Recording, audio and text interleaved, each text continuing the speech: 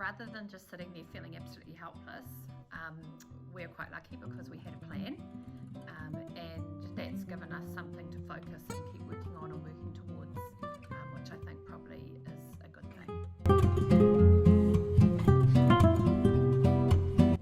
Kia ora.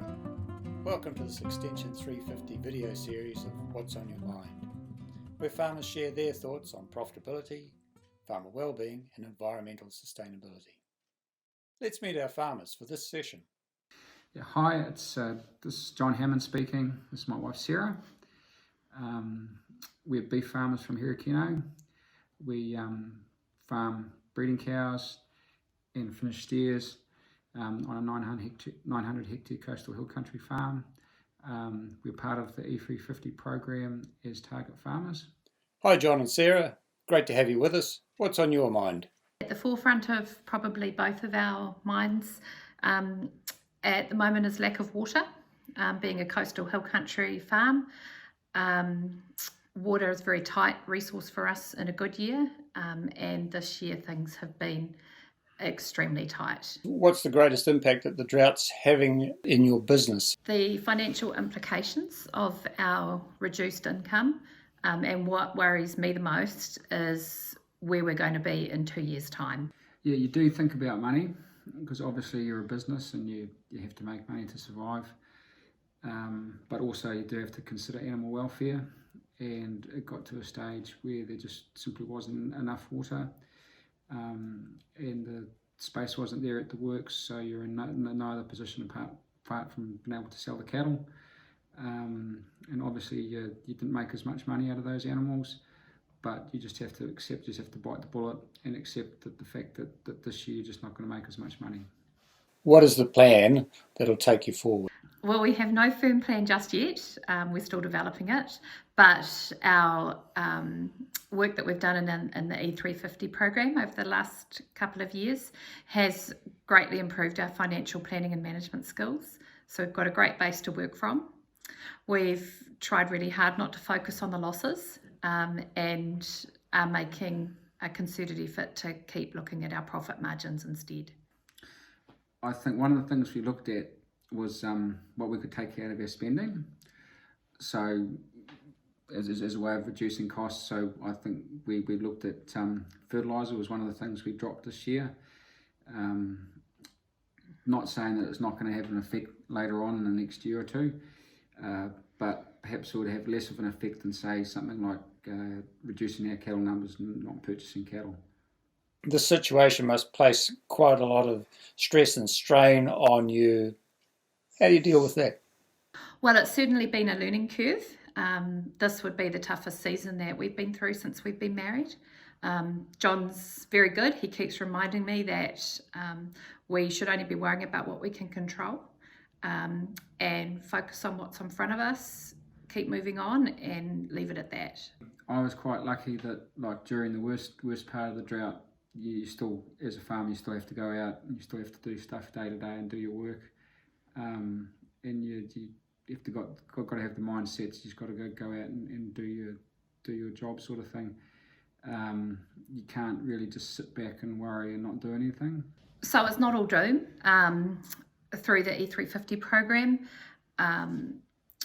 we had made various developments and improvements on the farm that we're very happy with, and this gave us the confidence to carry on. So despite the drought and the challenges around that, our plan that we've had has kept us focused, it's kept us on track, and we carried on, and we have completed or in the process of completing everything that we'd planned to do this season. So you have your mentors, Don and Linda, with you today. What has their contribution been to dealing with the situation that you've got? Yeah, I think it's great having someone on the outside who can look in. Gives you a bit of a different perspective at things.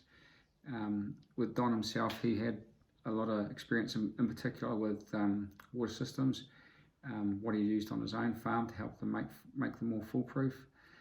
So when we were doing our own water systems on our farm, it was great to have someone to bounce ideas off to work things out and see if we could fine tune it. At what point did you feel you had sufficient trust in your mentor and your consultant to run with what they were advising? Perhaps not right on day one, but we all got on very well, and I think our relationship built very quickly.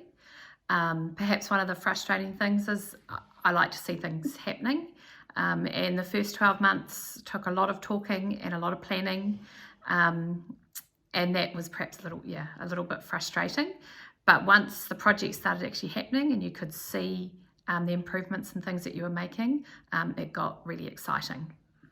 Yeah, I had trust pretty early on from both of them. Have known Gareth for a while on and off, and Don and Linda, I've known them pretty much since I've started school. Like when they offered you advice, there was already that trust. It's probably worth noting that between Don and Linda and Gareth and ourselves, we all had quite different ideas about the way that we like to run our farms, and some of the issues and things that we face. But that wasn't a problem at all. Never was it expected, did Don and Linda expect that our farm should be just like theirs or anything like that. It was just we sat down sharing ideas, lots of problem solving, sort of nutting things out, and how could we make it work for us. Yeah, I suppose a bit of compromise in that. I'd just like to say just how grateful we are that we had Don and Linda involved, and how much we appreciate them spending their time and sharing their knowledge with us. It was greatly appreciated. So we're Linda and Don Lujnevich. We're beef farmers in Herekino. We have been traditionally bull beef farmers, but we're converting to younger stock, and we are mentors to John and Sarah Hammond. You've just heard John and Sarah talk about the challenges that they have had with the drought. What have you seen beyond what they have expressed?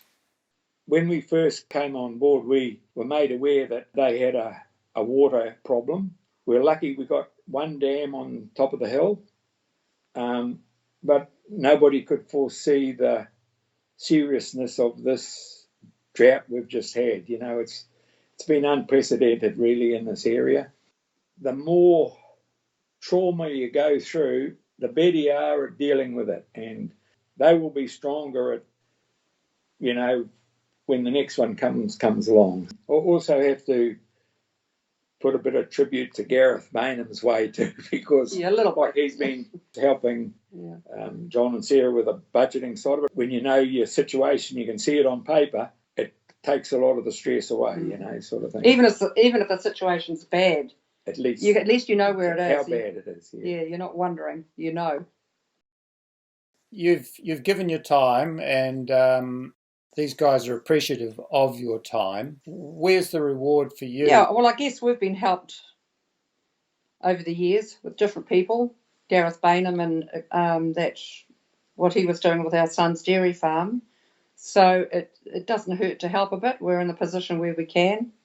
Nice to hear John and Sarah talking about looking forward to this and that. And, that's what it's all about. And we've had to learn that over the years, that every now and again you feel like the sky's fallen on your head, but farmers, we seem to just wake up the next day and think, yep, no, we'll be right, and you just bore in again for another few years. But to be happy doing what you're doing is pretty critical. Thanks, team, for sharing what's on your mind. We look forward to receiving comments to understand how these thoughts relate to other farmers. Till next time, stay safe, go well.